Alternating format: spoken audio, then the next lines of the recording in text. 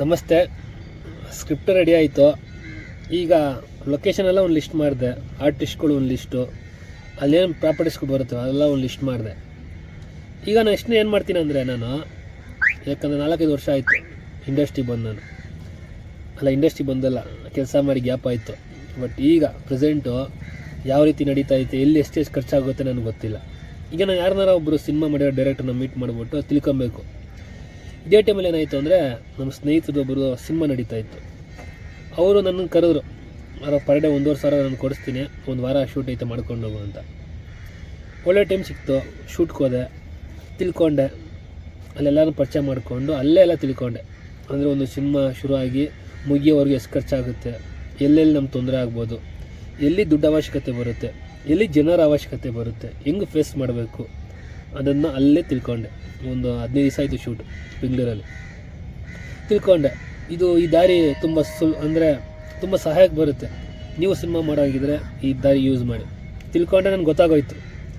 ಬಂದೆ ಅದರಿಂದ ಆಚೆ. ನಾನೇ ಕೂತ್ಕೊಂಡೆ, ಡೈರಿ ತೊಗೊಂಡು ಲಿಸ್ಟ್ ಹಾಕ್ಕೊಂಡೆ, ಏನೇನು ಬರುತ್ತೆ, ಏನೇನು ಮಾಡಬೇಕು, ಸಿನಿಮಾ ಶುರುವಿಂದ ಹಿಡಿದು ಮಧ್ಯದಲ್ಲಿ ಏನೇನು ಮಾಡಬೇಕು, ಯಾರನ್ನ ಕರೆಸ್ಬೇಕು, ಪೋಸ್ಟ್ ಪ್ರೊಡಕ್ಷನ್, ಪ್ರೀ ಪ್ರೊಡಕ್ಷನ್, ಈ ಟೈಮಲ್ಲಿ ಏನೇನು ಮಾಡಬೇಕು, ಯಾವುದು ಮಾಡಿದ್ರೆ ಒಳ್ಳೆಯದು, ಯಾವ್ದು ಮಾಡಿದ್ರೆ ಕೆಟ್ಟದು. ಕೆಲವು ಜನ ಆಮೇಲೆ ಮಾಡೋದು ಅಂತಾರಲ್ಲ, ಅಂದರೆ ಮುಂಚೆ ಮಾಡಿದ್ರೆ ಕೆಲವೊಂದು ಕೆಲಸ ಒಳ್ಳೆಯದು. ಈ ರೀತಿ ಪ್ಲ್ಯಾನ್ ಮಾಡ್ಕೊಂಡು ಡೈರಿಯಲ್ಲಿ ಹಾಕ್ಕೊಂಡೆ. ಸುಮಾರು 70-80 ಕೆಲಸ ಬಂತು. ಅಂದರೆ ಶೂಟಿಂಗಿಂದ ಇರೋದು, ಎಡಿಟಿಂಗ್, ಡಬ್ಬಿಂಗ್ ಇವೆಲ್ಲ ಬಿಟ್ಟು ನನ್ನ ಪಬ್ಲಿಸಿಟಿ, ನಾನು ಮಾಡಿರೋ ಪ್ಲ್ಯಾನು, ಕೆಲಸಗಳು, ಬೇರೆ ಕೆಲಸಗಳು ಎಲ್ಲ ಸೇರಿ ಅಷ್ಟು ಬಂತು. ಲಿಸ್ಟ್ ಹಾಕ್ಕೊಂಡೆ. ಆ ಡೈರಿ ಇಟ್ಬಿಟ್ಟಿರ್ತೀನಿ, ನಾನು ತೋರಿಸ್ತೀನಿ ಆ ಡೈರಿನ. ಬೇರೆ ಏನೇ ಮುಂದೆ ನಾನು ಮಾಡ್ಬೇಕಾದ್ರೆ ಕೆಲಸಗಳನ್ನೆಲ್ಲ ಅದು ಬರ್ದಿಕ್ತೀನಿ. ಯಾಕಂದರೆ ಇವತ್ತು ನಮ್ಮ ಮೈಂಡ್ ಪ್ರಕಾರ ಎಲ್ಲ ಚೆನ್ನಾಗಿರುತ್ತೆ.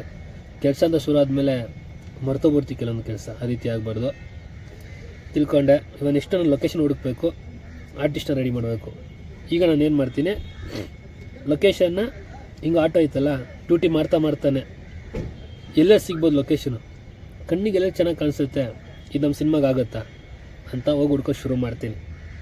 ಇನ್ನೊಂದು, ಲೊಕೇಶನ್ ಹುಡುಕ್ಬೇಕಾದ್ರೆ ನಮ್ಮ ಸ್ನೇಹಿತರ ಸರೌಂಡಿಂಗಲ್ಲೇ ಲೊಕೇಶನ್ ಇರುತ್ತೆ. ಅಂದರೆ ಇವಾಗ ಕ್ಲಿನಿಕ್ ಬೇಕು, ಒಂದು ಆಸ್ಪತ್ರೆ ಸೀನು, ಒಂದು ಕಾಲೇಜ್ ಬೇಕು. ನಮ್ಮ ಸ್ನೇಹಿತರಲ್ಲೇ ಯಾರೋ ಅವ್ರ ತಂದೆನೋ ಅವ್ರ ಮಾವನೋ ಲಾಯರ್ ಆಗಿರ್ತಾರೆ, ಲಾಯರ್ ಆಫೀಸ್ ಕೊಡ್ತಾರೆ, ಡಾಕ್ಟ್ರ್ ಹಾಕಿರ್ತಾರೆ, ಜಾಗ ಕೊಡಿಸೋರು ಅಂತ ಮಾತಾಡಬೇಕು ನಾವು. ಯಾಕಂದರೆ ದುಡ್ಡು ಎಷ್ಟು ಮುಖ್ಯನೋ, ನಾವು ಮಾತಾಡೋ ಮಾತು ಕೂಡ ಅಷ್ಟೇ ಮುಖ್ಯ ಒಂದು ಸಿನಿಮಾ ಮಾಡ್ಬೇಕಾದ್ರೆ. ನಾನು ಈ ರೀತಿ ಐಡಿಯಾ ಹಾಕ್ಕೊಂಡಿದ್ದೀನಿ. ಲೊಕೇಶನು ಕೂಡ ಬಾಡಿಗೆ ಕೊಡೋದು ಬೇಡ, ಆದಷ್ಟು ಫ್ರೀಯಾಗಿ ಮಾಡೋಣ, ಸ್ವಲ್ಪ ಬಜೆಟ್ ಉಳಿತದೆ ಅಂತ ಹುಡ್ಕೋದು ಶುರು ಮಾಡ್ತಾಯಿದ್ದೀನಿ. ನಿಮ್ಮೆಲ್ಲರ ಆಶೀರ್ವಾದ. Thank you.